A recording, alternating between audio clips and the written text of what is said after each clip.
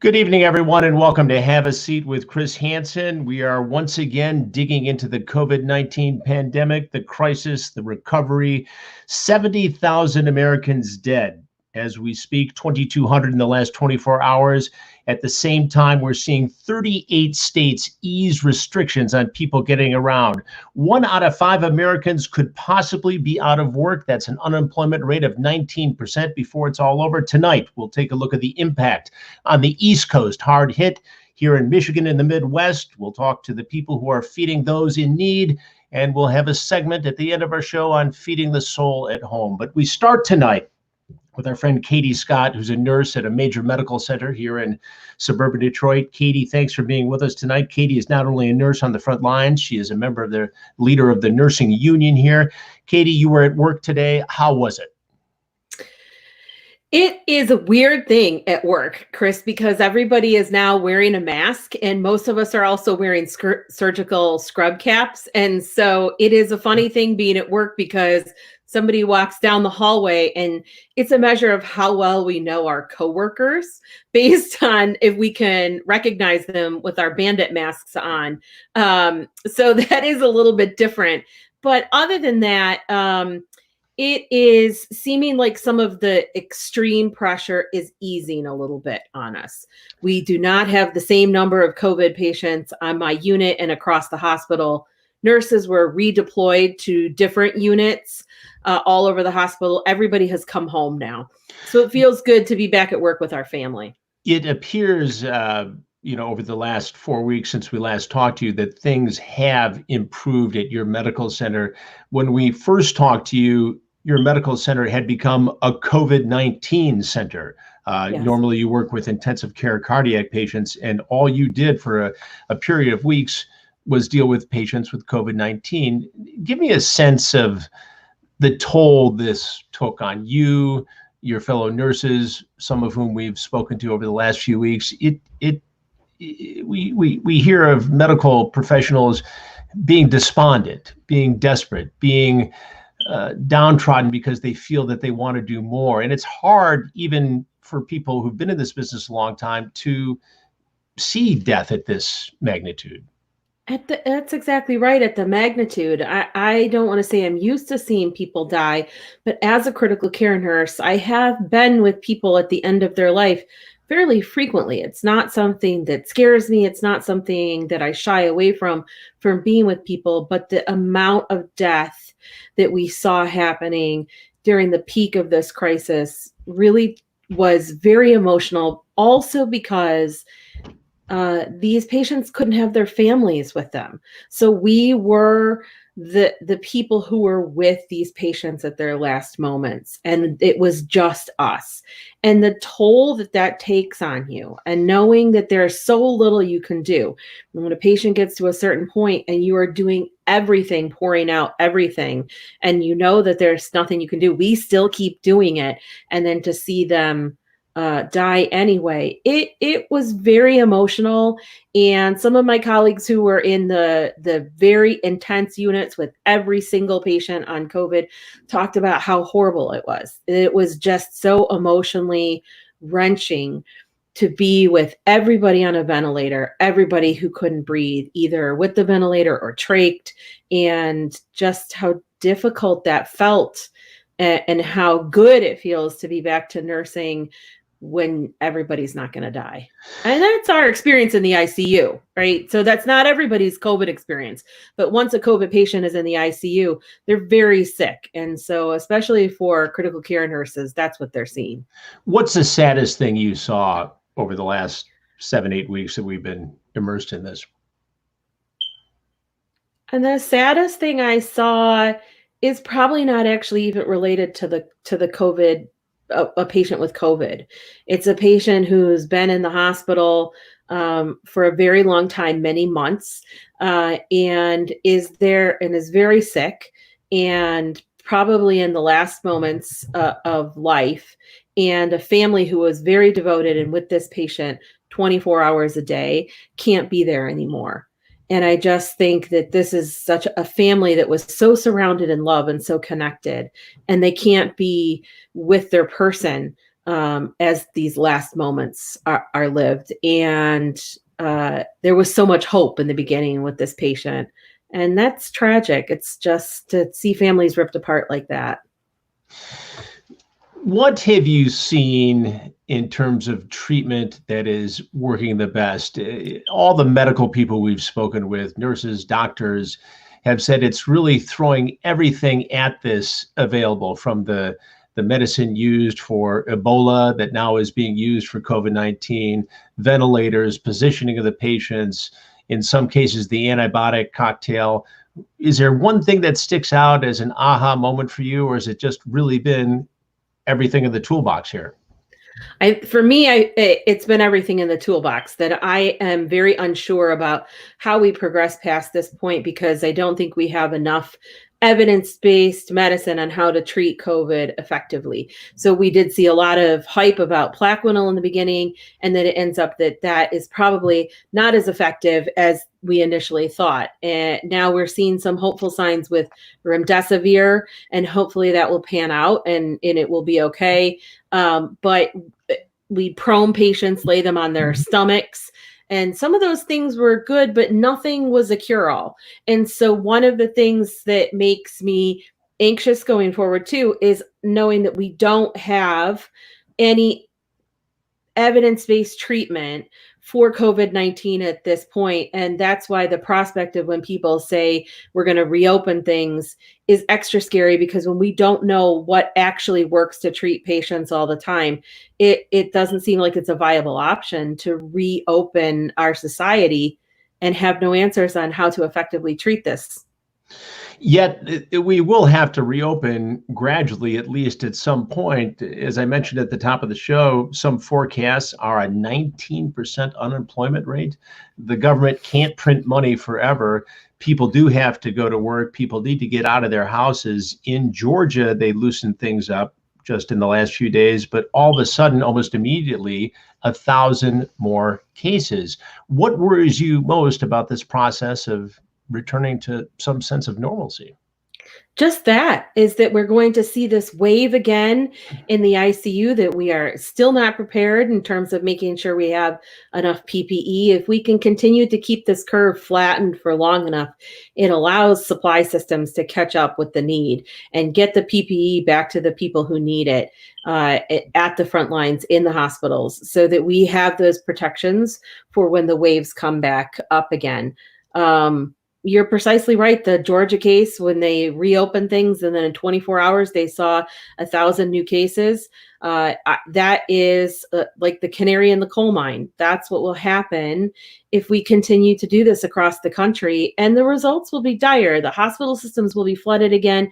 And the fact of the matter is, there's just not enough ICU beds out there for the people that will need them if we do that, and more people will die. And every person who dies from this is a ripple of affecting not only the people who take care of them, but their families. It's not just a number.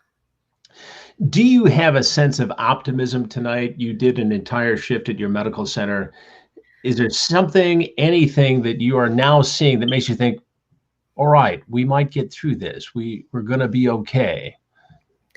The thing that gives me hope is, I think by and large, most people understand that they have to stay at home and understand the seriousness of it. And seeing my unit sort of come back to normal, seeing some cases, people actually had cardiac surgeries done today. And so seeing some of these cases come back into the ICU, and those people get extubated, and hopefully they'll go home and everything will be okay.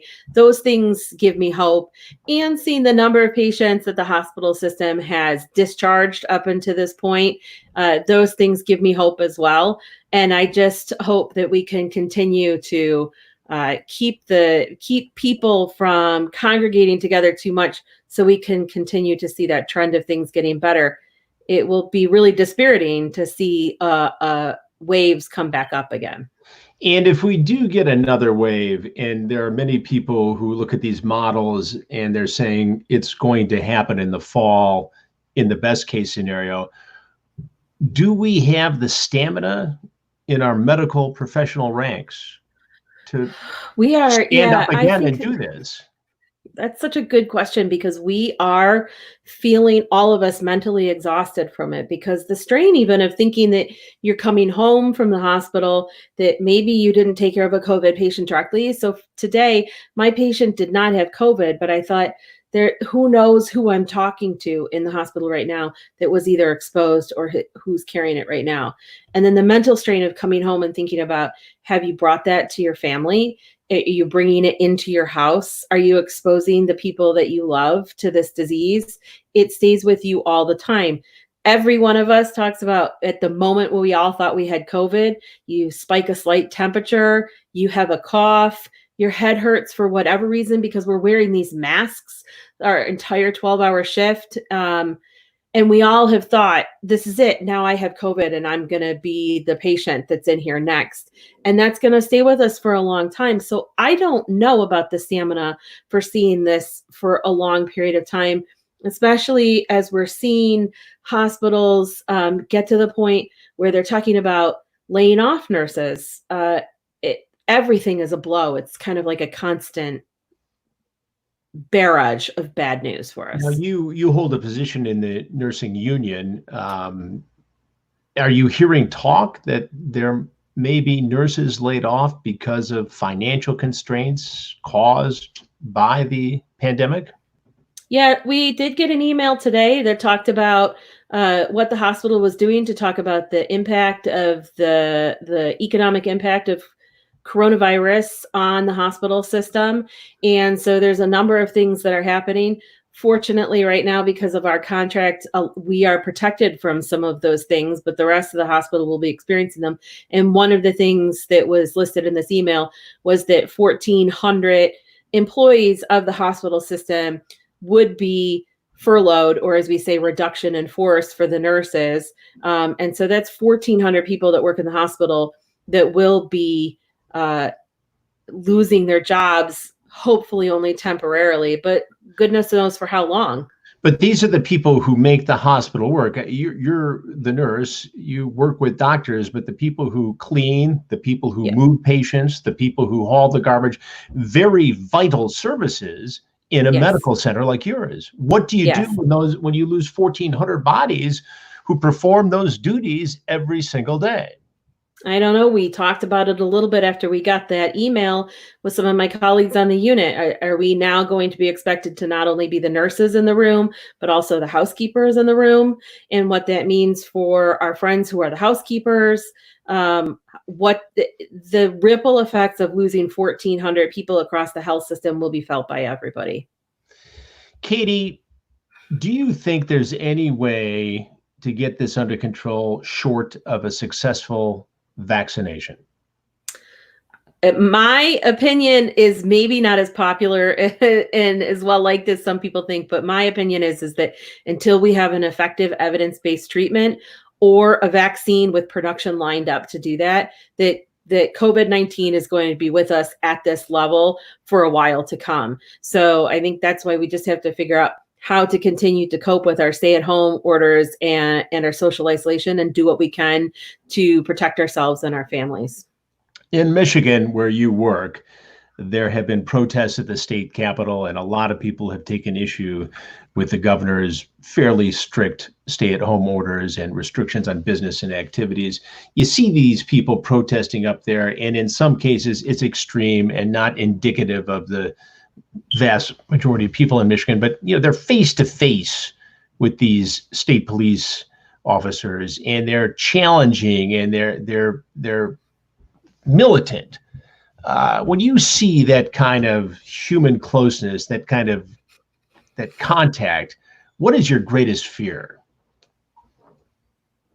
My greatest fear is that our legislators would bow to the pressure of that. I look at those protests and I think that those protests are available precisely because we have a democracy. But because we have a democracy, we all have to pull together and make that democracy work. And that means stay at home when there is a deadly virus that maybe is not impacting you personally, but is impacting nurses in the hospitals and doctors in the hospitals and housekeepers in the hospitals and the clerks.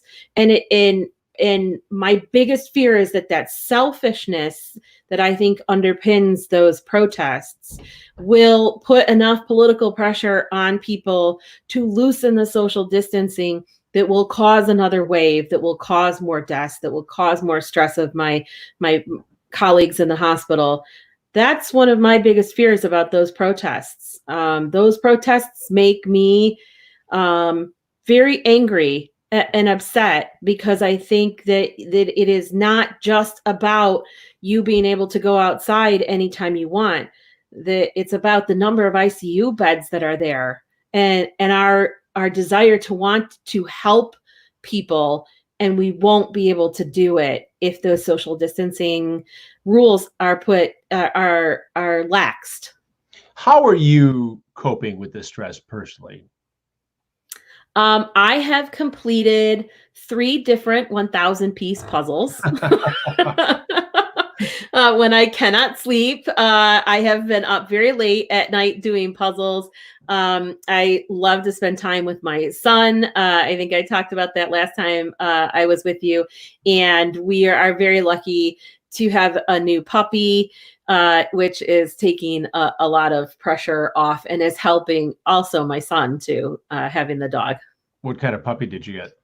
We have a beautiful golden retriever who is all cream, and he's gorgeous and knows it. Oh, that's wonderful. Well, listen, Katie Scott, I'm going to have you stand by here, but stay with us, and maybe we can get that puppy on for a little cameo here when we wrap up towards the end of the show. So hang with me if you would. And thank you. I want to switch over to New York now. For anybody who's been following this COVID-19 special series that we've been doing, you now know well Vinny LeVien of the Emergency Task Force in New York City and surrounding areas. Vinny has a position with the Diocese of Brooklyn, also is very close with law enforcement, government, gets things done. He put together this task force. Some of the guys involved are retired NYPD detectives, logistics people, photographers who've been tagging along, documenting all this. And perhaps nobody has a better view from the front lines when it comes to feeding people, helping the doctors, the nurses, aiding law enforcement, emergency service people than this gang that Vinny LeVien has brought together. Vinny is at his home in suburban New York tonight. Vinny, how you doing? Doing well, Chris. Thank you for having my team on your show. As you know, this has been some journey the past 2 months, and without my team with me and working with me, I would not be able to accomplish everything I've been able to accomplish. Give me a sense as to how many personal protection devices, pieces of equipment that you've been able to garner, cajole, gather, and then distribute to doctors, nurses, hospitals, firefighters, and police officers in New York City.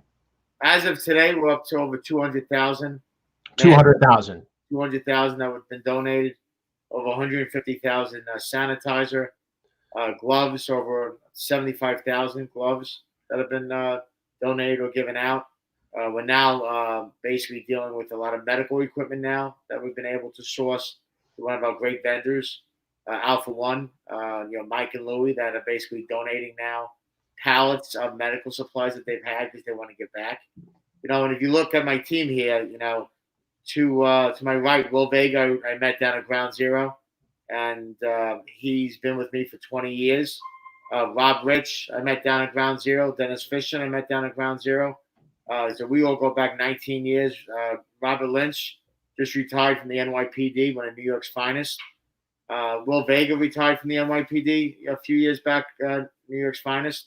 I have, as I would say, a dream team of people that are just able to get shit done, do not deal with bureaucracy, circumvent every aspect of helping and assisting, have a logistical and a overall background that, everybody that is on my team has, 20 to 30 years of experience.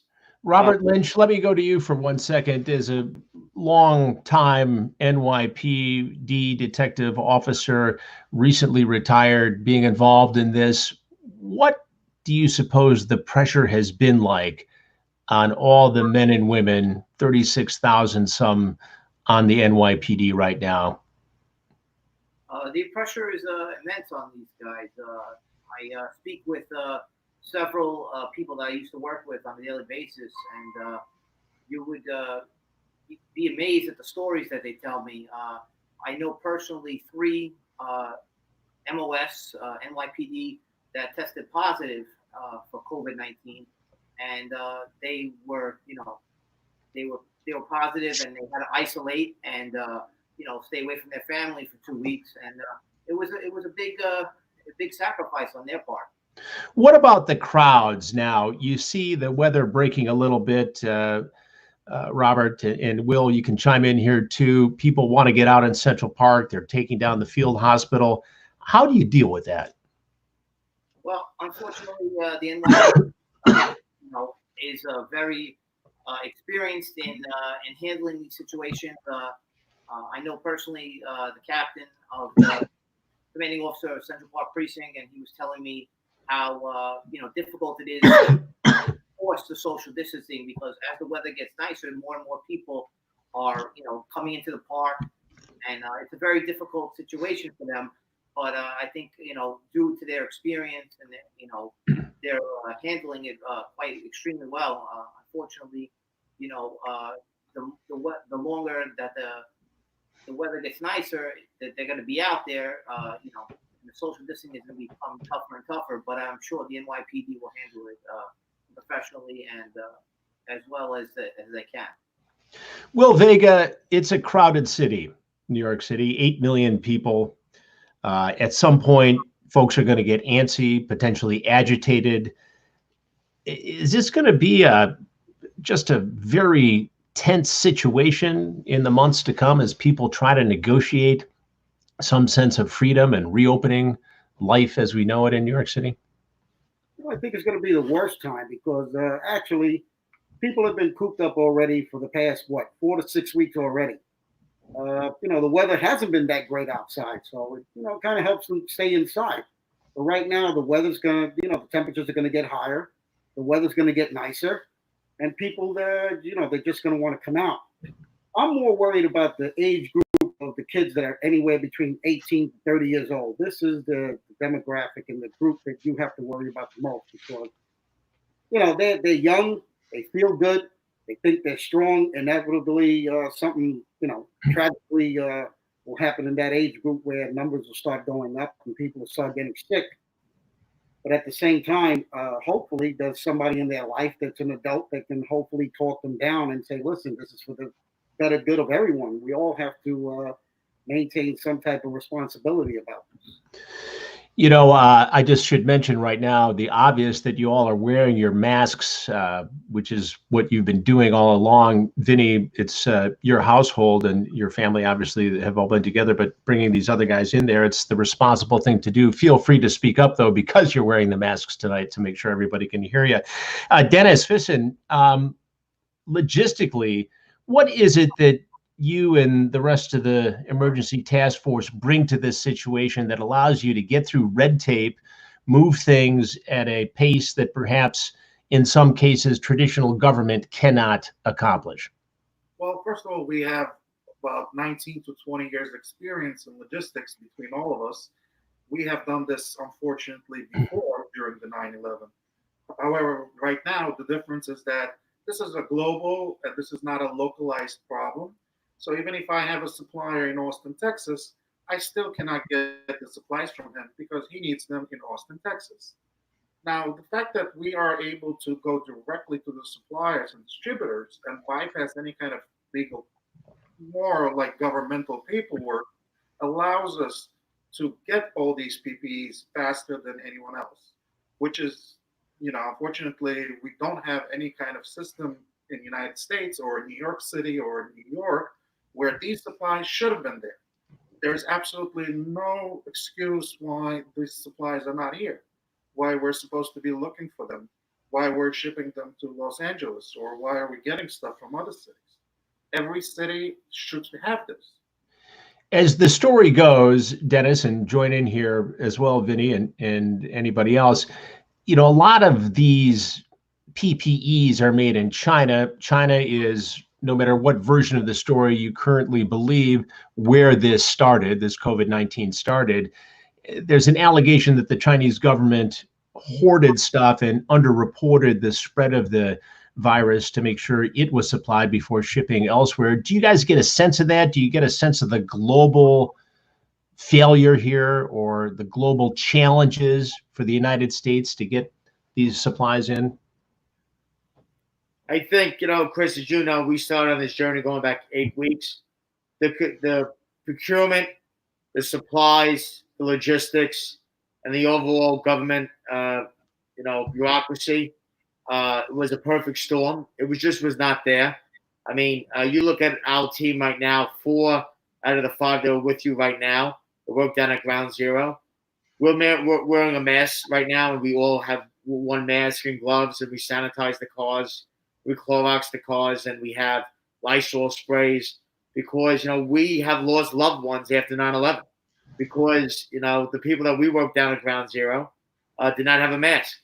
And, as you know, we had, Christine Todd Whitman say you don't have to wear a mask. And, 20 years later, this happens, and there was no warehouse in New York City or New York State to have a mask. But you can go to Apple or you can go to, Sands or Wynn, and they had millions of masks stockpiled because their emergency management staff were ready to go within minutes to supply it to their employees. So I think overall the logistics here, I hope and pray that the government learns how to stockpile critical, the PPEs and all these major medical supplies that you need in any disaster. And I have to say, there's 2 people that are not here right now, David Morales and Joey Vega, Will Vega's son. They're not here right now because they've been nonstop working. David has single-handedly delivered over 15,000 pizzas with, Sauce Pizza. As you know, you had Adam on with the legendary Joe Smith from Bobby Vans. David has worked 6 days a week and supplying pizza for all over New York City, over 45 hospitals, NYPD, FDNY. And Joey Vega every day gets up and it is literally dropping off iPads to all of our Catholic schools. We started remote learning a month before the Department of Education even began to start because we knew the kids in inner cities, specifically in Brooklyn and Crown Heights and in Bed-Stuy and in Corona and in Elmhurst, these kids that have nothing, they didn't have an iPad to learn. They're going to be sitting home doing, not their homework. So the team that I have here, I have to say, have done God's work in ways that I am so proud of them. Every single person on our team, it's not my team, has sacrificed everything. Robert Lynch, who picks me up every single morning, has a wife and a daughter, same daughter my age. He retired. He has a pension. He could have stayed home. He stepped up and is helping. Will Vega, the same. We all have pre-existing 9/11 health issues, and we know what that means. We get up, and obviously we've all been, I'm not going to lie to you, we've all been scared that, we could get this and we could die. I mean, Dennis himself, I called him up. He could have stayed home, and he stepped up. Rob Rich is a professional photographer that I met, 20 years ago, and, he took pictures of, and continues to take pictures of the Trumps, including the president and the president's children and the Hiltons and every other celebrity in New York City. Rob Rich could have stayed home. The better part of the past month, Rob was driving a pizza car, delivering pizzas all over New York City. And I said to Rob, Rob, you want to help? He said, what do you want me to do? I'll do anything. So I think what's unique, I think what we're doing, and I think the story that America should know is everybody on our team could have stayed home. We're average, citizens that have expertise. And obviously I have the institution, thank God, of the Catholic Church, Bishop Damasio and Monsignor Harrington, that gives us the ability to do what we're doing. And obviously, we can't thank them enough for giving us the support and the resources. But we do that every single day, and we've done it for 2 months. And I just wanted to say, from Rob Rich to Dennis Fisher to Will Vega to, Robert Lynch to Joey Vega to David Morales, all these people could have stayed home, could have gotten unemployment, could have, rolled it out, and they did it. Rob Rich, what is the most compelling photo that you have taken in the last 7 to 8 weeks? I would probably say people being admitted to the emergency room, coming out of the ambulances. And also the photograph of Monsignor Harrington saying prayers over Father Orge's casket just 2 days ago. Rob, you bring up the photos, and obviously we don't have them tonight, but we are going to put together a special show where it has more of a visual feel to it. This has been kind of an interview program, but we will be counting on you for some of those photos. And the tragic death of the priest that you talk about, I want you to succinctly give me a sense, Vinny, of what it took, this beloved priest who died of COVID-19, whose last wish was to be buried in Mexico, in his homeland, just to get this casket, this body, this soul to Mexico was a journey and a logistical situation that was unbelievable to me when you told me the story a day or two ago. Briefly, just give me a sense, bullet points, what you had to go through just to move this priest to his homeland. So Father Jorge passed away on March 27th. He was an amazing priest in the poorest community in New York City, in Bushwick, St. Bridget's, 49 years old. He devoted his life to help people. The minute he died, I got a call from Monsignor Harrington that we have to help and get him back home. John Hyatt, the funeral director, immediately contacted the mayor's office and found out that the bureaucracy was overwhelming. He died in Wycliffe Hospital, and immediately we went with the funeral director to retrieve his remains. Why did we do that? There's unfortunately thousands of people in refrigerated trucks in Randall's Island. As you know, you've seen the horror story of 50 bodies found in a U-Haul truck at a funeral home this week. So we moved quickly, called the mayor's office, called the highest level, Emma Wolf, who's the chief of staff, deputy mayor, to expedite the birth certificate, the Bureau of Statistics. We then called the governor's office to expedite a lot of the logistics to the Department of Health. We then called, Senator Schumer's office with Martin Brennan, who's the state director. The reason why I named these people directly and to thank them, because of my government affairs background, and John Hyatt, who's the funeral director, that also has a government affairs background, that works for the Catholic Church, for the bishop, we've been able to circumvent all the bureaucracies, but the layers of the city, state, federal government, and we had the Consul General of Mexico that had to approve literally being able to have Father Jorge, who was born and raised in Mexico City, whose family wanted him back home to bury him. First Catholic priest, not only in New York, but in the United States, that died of COVID-19. And we had to go back and forth, the Consul General of Mexico with Senator Schumer's office. We finally got that expedited, thanks to Senator Schumer's office.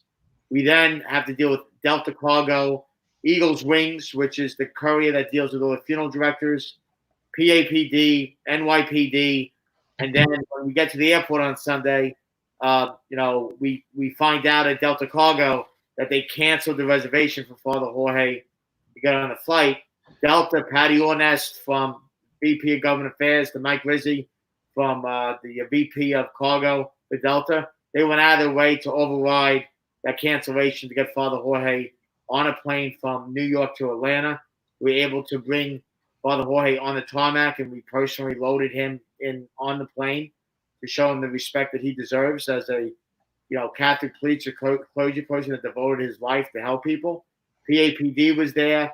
The Delta pilot came down to greet us and thank us for what we were doing.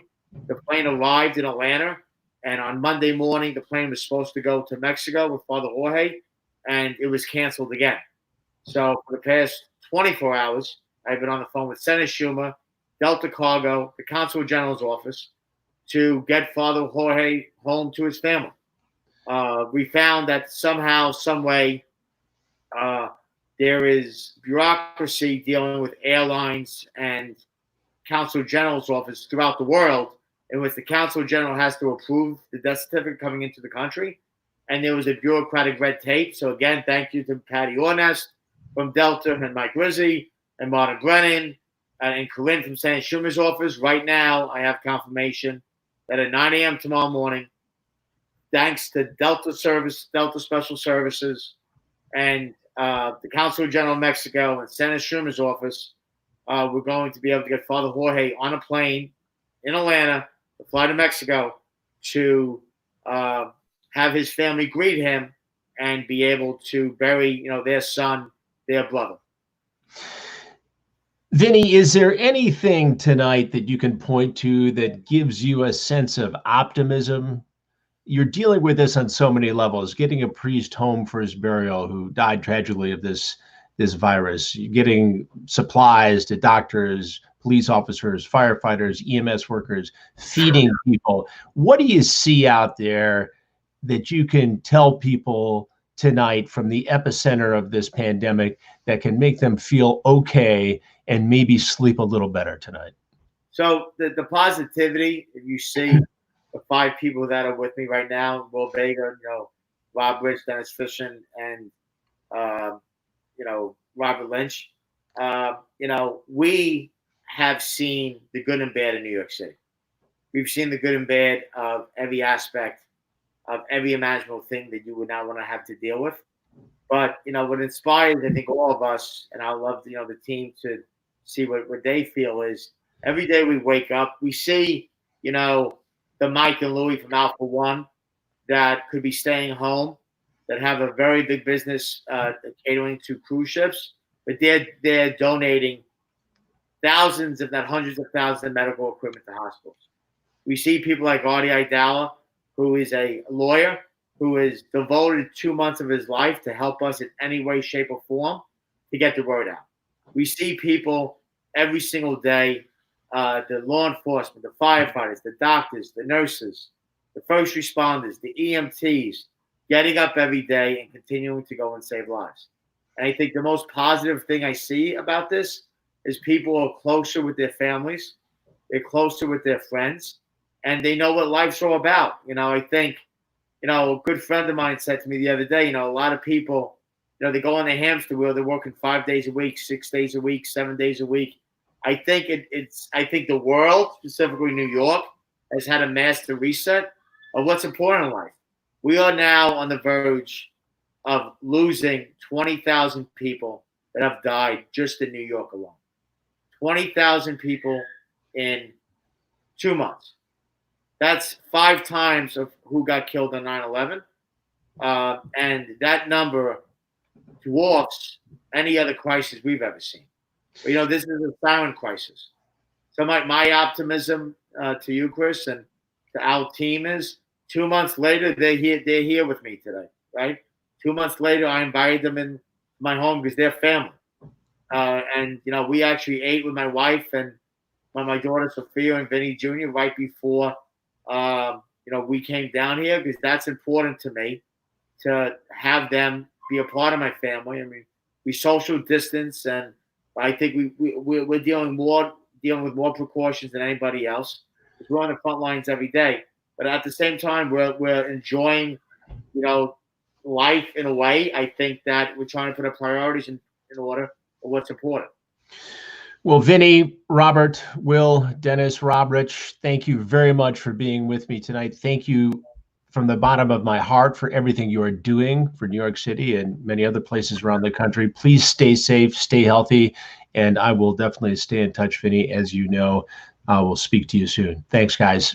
Thank you, Chris. Thank you. All right, guys. Great job.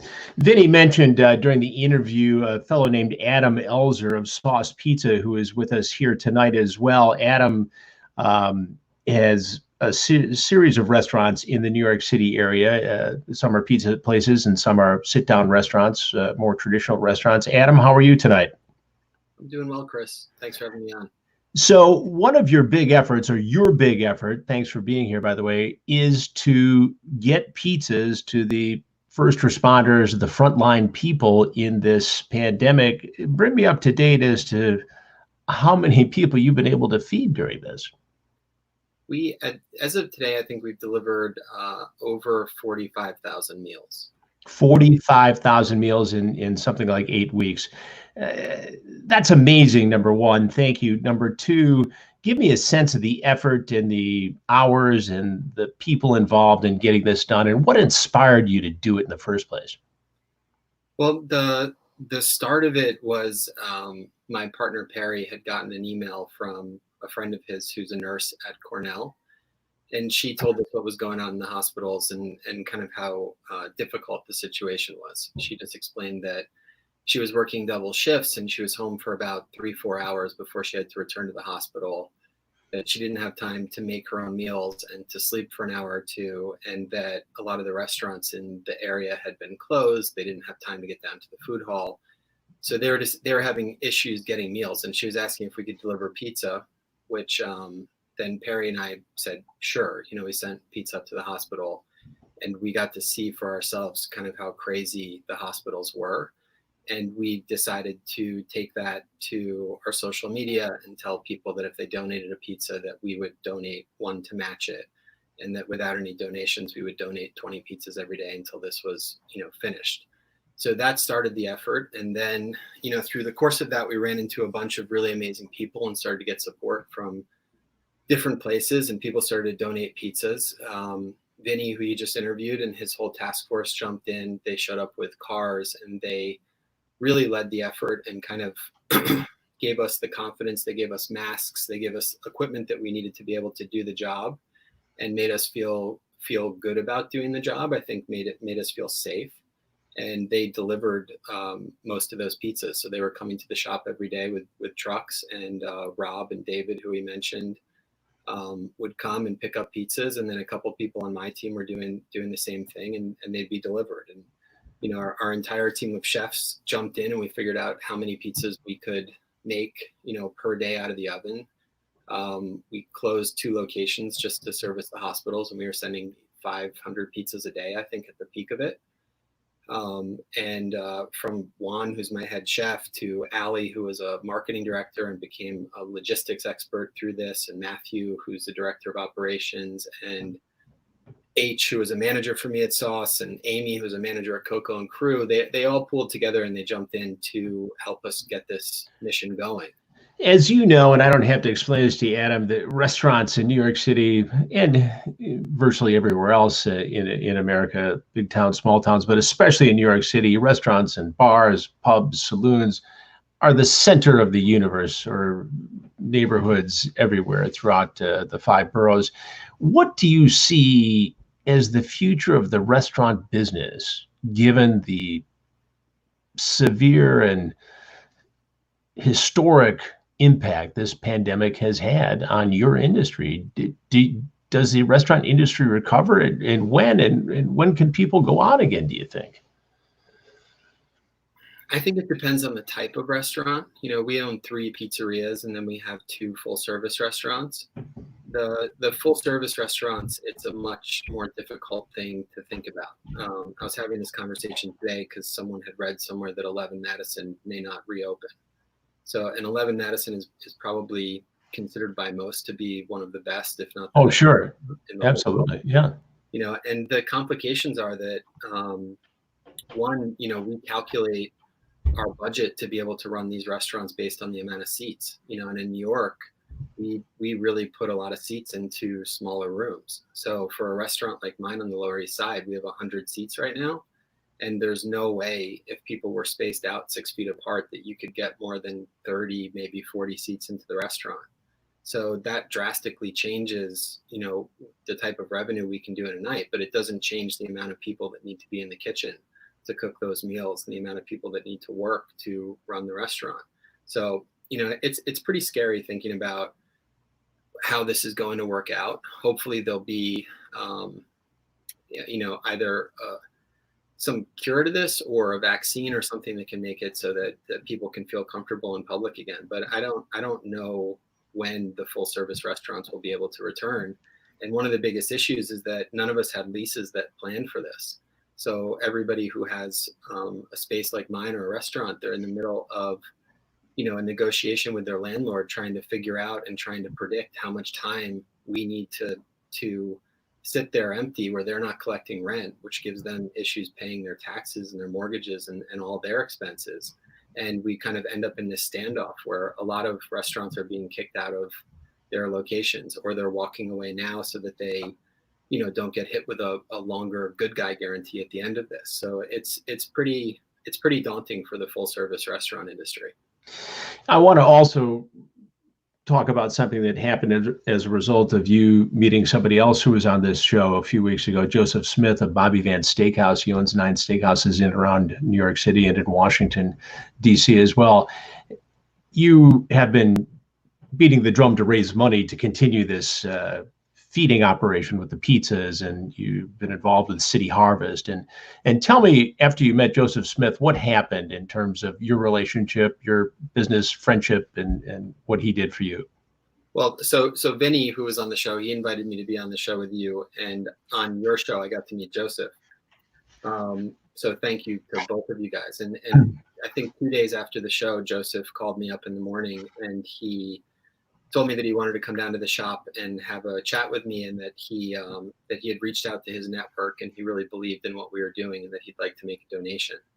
So the following Monday, he came down. We had a really good conversation. It was great to have some time with somebody who's that experienced in the restaurant industry.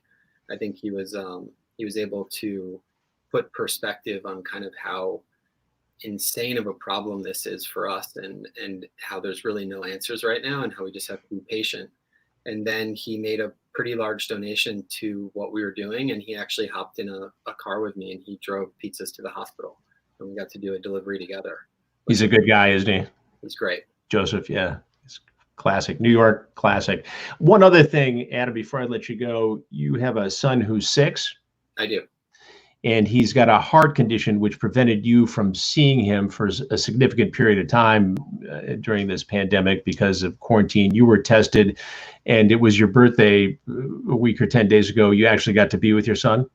I did, yeah. After we were on the show, I went and I took another test, and I was negative for the virus. So I was able to go spend a little bit of time with him and my parents before my birthday, and then take him away with me for a weekend. We rented a house, and we got to hang out for like 4 or 5 days, which awesome. Was amazing. I mean, right now, all the time we spend is pretty much on FaceTime. So it was great to be in the same room with him and be able to hug him. It was amazing. Great news, great work. Thank you for everything you're doing. I hope you can carve out a successful path forward, and we shall stay in touch. Adam Elzer, Sauce Pizza, thank you very much for being with us tonight. Thank you for everything you're doing too, Chris. I really appreciate you having me. I have the easy job on this one, Adam. Thank you. Now, from feeding those in need and the restaurant business in New York City and around the country, we want to have kind of a lighter segment tonight on Have a Seat with Chris Hansen, the special pandemic edition, and talk for a few minutes about feeding the soul. And I have a special guest, not far from where I'm sitting in my basement studio right now. Gabrielle is in the upstairs kitchen studio. Gabrielle, are you there? Can you hear me? I'm here. I can hear you. I can hear you here and there. So aren't you lucky you get to hear this voice all the time? All the time. I love it. All right. So out of self-disclosure, we had a Mexican casserole being Cinco de Mayo and Taco Tuesday here at this house. I mean, what luck. Seriously, if we're going to have to go through a pandemic, at least Taco Tuesday fell on Cinco de Mayo. Seriously. Exactly. So we've already consumed that very delicious Mexican dish that you made for dinner, but you have a special dessert that you're going to show people and tell people about. And I'm going to throw it to you in the kitchen studio, and I will work my way up to join you after just a few minutes. Assist me or join me? Assist you. Well, you start, and I'll be up there in just a minute. Okay. All right. Tell us what you got. What was that? Tell us what you got. What you doing? So in honor of Cinco de Mayo and our Mexican dinner that we had, which was a Mexican casserole, it was a big hit. I'm making a chocolate churro dip, which is about the easiest thing in the world to make. And it's probably things that you have in your refrigerator, in your cupboards right now. I like to keep it simple. I'm not that complicated, But, and it's easy. These are going to come out of the oven so you can see what it looks like. My lovely assistant can help me with that when the timer goes off. But it's literally 4 ingredients. It's Nutella, which everybody loves. Now, as you know, I do most of the cooking around here, but I let Gabrielle do it today. Yeah, that's not true. And then it's cinnamon sugar, and it's your refrigerated biscuits, Pillsbury, and melted butter, which I've already done. All you have to do, you're gonna cut your biscuits in half. And cinnamon sugar, I mean, we make it. It's whatever. It's a cup and a half of sugar and 6 tablespoons of cinnamon. And you are going to dip them in the melted butter. Chris, you can grab my pan over here for me. Oh, and I forgot to mention that you're going to grease a skillet.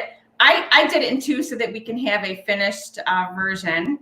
So I just cut the recipe in half. So you want to grease the skillet, and which is, you know, nothing easier than throwing it in a skillet. Again, roll your dough, dip it in the butter, dip it in the cinnamon sugar. And you want them to touch because you're going to put the Nutella in the middle. He's very good at this. I will say you are a grill master. I will give you, and actually you are a very good cook. Well, you really are. Like caveman cooking, like fish fire, meat. No, fire. Chris makes a what's it called? The Spanish dish. Oh, paella. Paella. I mean paella. Paella. Yeah, he's actually very good. Most of the time when he's in the apartment in the city, he's cooking for himself every night. So I'll give him credit for that. CH diet, protein, salad. It is maybe a sweet potato. Kind of a caveman food. Yeah, but I've been cooking a lot. I love to cook.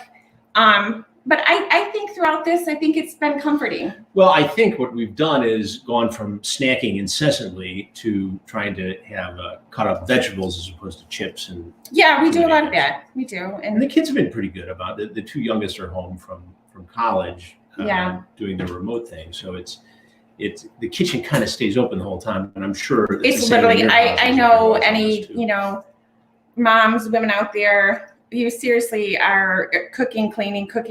I never run the dishwasher more. We've never had more garbage. But I like it. I mean, I have to say, and Vinny talked about this, you have to focus on the good things coming out of this. Do. And that is certainly, having everybody home and being around the dinner table again at the same time. It is. A couple times a day. It's sort of a bifurcated life between New York and here in Michigan, just by the nature of our jobs and where kids are and what families are doing, and so it's been nice to be here and to be able to work from here, and we're fortunate because of timing with other shows, some TV projects and things that we've had that were done and in the production process. All right, so we've got these right. So we've got that. We've got those in the skillet. You want to put them around the perimeter of the pan, and then it's actually you'll do 2 cups of Nutella, but I'm doing 1 since. Oh, you need to take those out of the oven. Oh, what am I supposed to do? So those are there. Oh man, I've screwed up the whole system here. Don't just save it. We'll make it a big presentation. Wow. And you are going to dump this in the middle of the skillet. You can take those out. Just don't present yet. Okay. You can see how don't the balance steal of my power thunder. shifted in the Do show not there. steal my thunder. Let's now have a seat with Gabrielle, not have a seat. Right. I hope those are okay. They went a little long. So you can see, you put your Nutella in the middle, and I'm going to put these in. Well, you can present. I put this in the oven. Go in the oven 20-25 minutes. That looks good. And then you want to let it rest for 10 minutes once you take it out. So, Chris, I will let you show that off. Check this out. Wow. And I'm going to set this timer. I mean, I'm always. Well, you haven't tasted it yet, but it looks a little hot to taste, but yeah. So that's it. So you've got the cinnamon churros, and you will dip it in the Nutella, and it really doesn't get any easier and tastes like you spent a lot of time in the kitchen. So incredible. That's it. Super easy. We'll be eating we can list the recipe on the site, I'm sure. We will. We'll link Ryan that to the site. Yeah, Ryan's going to put that up. So with that. Before we leave, though, there are a couple things we want to do. Thank you very much, by the way, for that. It looks delicious. Can we go back to Katie Scott to see if she's got the puppy with her? Oh, please. Katie, you there? I'm here, but I don't have the puppy with me. The puppy would be ridiculous right now and biting and everything. But if I come again, I'll make sure that the puppy is available for a cameo. What's the puppy's name? Ozzy. Ozzy. That's great. Yeah. Well, Yeah, Katie, he's great. Thanks for everything you've been doing on the front lines here, and best to your colleagues, some of whom we've had on this show, and we truly appreciate it. Please stay healthy. One of your fellow nurses was on and told the story about how she's actually living in a hotel because her daughter, who is, been relieved of her restaurant duties because of the pandemic, is back living with her, and she doesn't want to contaminate her daughter. And fortunately, we've had some restaurant people on, so I'm pretty sure we're going to be able to find her a job when she goes back to New York, which is good news. So it's part of what we do here on the show. But Katie, have a great night, and thanks again for being a part of the show. We appreciate it very much. Chris, I just want to point out too that tomorrow is National Nurses Day, so this was great to have us here and talking about frontline workers. So thanks very much. Well, it's our National pleasure. Nurses Day, and thank you for all you do. I keep you guys in our prayers, morning and night. So thank you. Thanks, everyone. Thank you. Have a good night. And just a couple of notes as we button things up. You may have seen on the Instagram and Twitter and Facebook that we've come up with a Have a Seat, my signature line, 6 feet away, t-shirt, hoodie, and some other things. All of the proceeds will go directly to City Harvest, which we talked about earlier tonight. Also, there's going to be a link here on YouTube where you can click and donate what you feel is appropriate to City Harvest. They feed a lot of people every day. And, we're sitting here making chocolate dip churros, which is very fortunate. We're lucky, and not everybody has that option tonight. And I think that's something that we really need to think about. Okay. Now, tomorrow on Have a Seat with Chris Hansen, we're changing gears and we're back into the Dobby Vanity investigation. And I'm very excited to have Fallon Vendetta and Jennifer Hill joining. And if you've been following the case, you'll know how significant that is. But we will have the entire program tomorrow night on that, as well as trying to sort out everything that's been going on this week with the YouTube psychobrat in Washington State. I had too much to even comprehend to get into right here, and a different subject for a different night. But thank you for having a seat with us. We appreciate it. Stay safe, stay healthy, stay home if you can, and we'll see you tomorrow night. Take care. good night.